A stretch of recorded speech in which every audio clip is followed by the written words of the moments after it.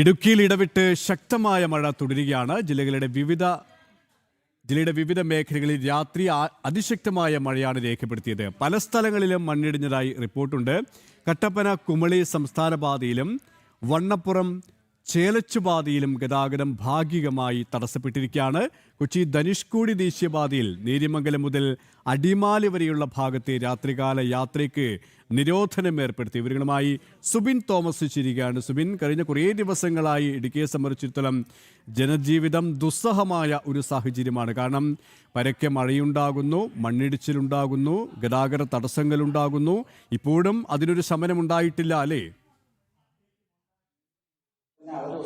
തീർച്ചയായും അത്തരത്തിലാണ്. ഇപ്പോഴും മഴയ്ക്കൊരു ശമനം ഉണ്ടായിട്ടില്ല. ജില്ലയുടെ വിവിധ പ്രദേശങ്ങളിൽ ഇപ്പോഴും അതിശക്തമായ മഴ തുടരുന്ന സാഹചര്യമുണ്ട്. അതോടൊപ്പം തന്നെ ഇടുക്കി ജില്ലയിലെ ദുരിതാശ്വാസ ക്യാമ്പുകളുടെ എണ്ണവും വർദ്ധിച്ചിട്ടുണ്ട് എന്നുള്ളതാണ് ഏറ്റവും പ്രധാനപ്പെട്ട കാര്യം. 13 ദുരിതാശ്വാസ ക്യാമ്പുകളിലായി ഏകദേശം 150-ലധികം ആളുകളാണുള്ളത്. ഞാനിപ്പോൾ ഉള്ളത് കീരിത്തോട് ഗവൺമെന്റ് LP ഒരു ദുരിതാശ്വാസ ക്യാമ്പാണ്. കഞ്ഞിക്കുഴി പഞ്ചായത്തിലെ കീരിത്തോട്, പകുതിപ്പാലം, ആറാംകൂപ്പ്, പെരിയാർവലി എന്നിവിടങ്ങളിൽ നിന്നുള്ള 14 കുടുംബങ്ങളാണ് ക്യാമ്പിലുള്ളത്. ഉരുൾപൊട്ടൽ സാധ്യതാ മേഖലയിൽ നിന്നുമാണ് ഇവരെ മാറ്റി പാർപ്പിച്ചിട്ടുള്ളത്.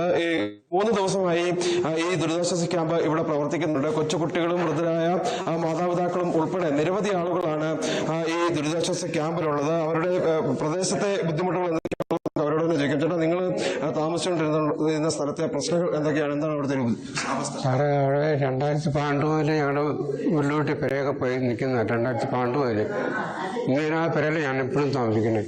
ഇങ്ങനെയും കല്ലുവണ്ടിയാടി, ഇന്നും ചെറിയൊരു കല്ലുവണ്ടിയാടി ആ രീതിയിലൊക്കെ നിൽക്കണം. അധികൃതർ പറഞ്ഞതിന് മിനിഞ്ഞാന്ന് വണ്ടിയാടി എൻ്റെ വീടിൻ്റെ അപ്പുറത്തിലെ ഇപ്പുറത്തിലെ മണ്ണിടിഞ്ഞു ചാടിപ്പോയിക്കണം. പാറയും വണ്ടി അടിയത് അവിടെ തന്നെയാണ് ഞാൻ താമസിക്കുന്നത്, എൻ്റെ ചുവടി തന്നെ. അധികൃതരുടെ ഭാഗത്ത് നിന്ന് നിർദ്ദേശത്തോടാണ് നിങ്ങൾ ഇങ്ങോട്ട് മാറ്റി താമസിപ്പിക്കാമെന്ന് അങ്ങനെ പറച്ചിലെല്ലാ വർഷവും പറയുന്നതാണ്. പക്ഷെ ആൾക്കാർ ക്യാമ്പ് ഇപ്പം 4 ദിവസം കഴിയുമ്പോൾ ക്യാമ്പ് പിരിച്ചു വിടും, ആൾക്കാർ പിരിഞ്ഞു പോകും. പിന്നെ വേറെ ദിവസത്തിൽ വരുമ്പോൾ അവിടെ തന്നെ പോയി കിടക്കും. ഇത് തന്നെ അവസ്ഥ. 2018 ഇവിടെ ഒരു വലിയൊരു പ്രളയക്കെടുതി ഇവിടെ ഉണ്ടായി ഇടുക്കി ജില്ലയെ സംബന്ധിച്ച്.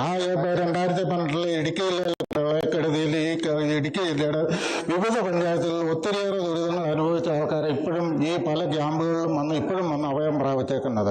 കഴിഞ്ഞ സർക്കാർ ഇരുന്നപ്പോഴും ആണ് ഈ 2018 ഒരു പ്രളയമാണ്. അന്ന് ഇതുപോലെ ഈ കീരിത്തോടുള്ള സർക്കാർ വർഷങ്ങൾക്ക് മുമ്പ് കീരിത്തോട് ടൗണിൽ നിന്ന് ഇവിടുന്ന് ഒരു 3-4 കിലോമീറ്റർ താഴെ വരെ അപകട മേഖലയായിട്ട് എഴുതി തള്ളിയേക്കുന്നത്. ഈ ജനത്തിന് ഇവിടുന്ന് എവിടെയെങ്കിലും ഒരു 2 സെന്റ് സ്ഥലവും ഒരു പെരയും വെച്ച് സുരക്ഷിതമാക്കണമെന്നുള്ള റിക്കാർഡിക്കലായിട്ട് ഇത് വർഷങ്ങളായിട്ട് കളക്ടറേറ്റിലും മന്ത്രിമാർക്കും ജനപ്രതിനിധികൾക്കും എല്ലാം ഇത് അപേക്ഷ സമർപ്പിച്ചിരുന്നത്. ഇവരാരും ഇവരുടെ എല്ലാം കാര്യങ്ങളെന്ന് പറഞ്ഞു കഴിഞ്ഞാൽ ഇലക്ഷൻ അടുത്ത് കഴിയുമ്പോൾ പഞ്ചായത്ത് ഇലക്ഷൻ വന്നാലും നിയമസഭ ഇലക്ഷൻ വന്നാലും പാർലമെന്റ് ഇലക്ഷൻ വന്നാലും വോട്ടിന്റെ സമയത്ത് ജനപ്രതിനിധികളെല്ലാം ഇറങ്ങും, നമ്മുടെ ആവശ്യങ്ങളും എല്ലാം പരിഹരിച്ചു തരും എന്ന് പറഞ്ഞ് വോട്ട് വാങ്ങിച്ചങ്ങ് പോയി കഴിഞ്ഞാൽ പിന്നെ ഇവരെ നമ്മൾ കാണുന്ന എന്തെങ്കിലും ആവശ്യമാണ്. അത് ഇന്ന് ഇച്ചിരി തിരക്കാം, നാളെ പറഞ്ഞ് ഇങ്ങനെ ജനത്തെ ഒഴിവാക്കുക. ജനങ്ങളുടെ ഇടയിൽ ജനങ്ങളുടെ വോട്ട് വാങ്ങിച്ച് ജനങ്ങളുടെ ആവശ്യങ്ങൾ ഒരു പരിതാപകരമായ അവസ്ഥകൾ നേരിട്ട് മനസ്സിലാക്കിയിട്ട് ഇത് സർക്കാരിലേക്കൊന്ന് സമർപ്പിച്ച് സർക്കാർ ഇതിന് വേണ്ട ഒരു നടപടി ജനപ്രതിനിധികളെയാണല്ലോ നമ്മൾ തെരഞ്ഞെടുത്ത് വിടുന്നത്. അവർക്ക് ഇതിന് ഉത്തരവാദിത്വം അല്ലെങ്കിൽ പിന്നെ വരുന്ന ഉദ്യോഗസ്ഥന്മാരാണ്. അവർ പറയുന്നത് ഇപ്പൊ ഇന്നലെ MLA വന്ന് പറഞ്ഞു വില്ലേജ് ഓഫീസർ സ്ഥലത്ത് നേരിട്ട് പോയി. ഇടുക്കി ജില്ലയിൽ ഇടവിട്ട് ശക്തമായ മഴ തുടരുകയാണ്. ജില്ലയുടെ വിവിധ മേഖലകളിൽ രാത്രി അതിശക്തമായ മഴയാണ് രേഖപ്പെടുത്തിയത്. പല സ്ഥലങ്ങളിലും ഇപ്പോഴും മണ്ണിടിച്ചൽ ഉണ്ടാകുന്നതായാണ് റിപ്പോർട്ടുകൾ. ജനജീവിതം ദുസ്സഹമായി കഴിഞ്ഞു. സുബിൻ തോമസാണ് വിവരങ്ങൾ നൽകിയത്.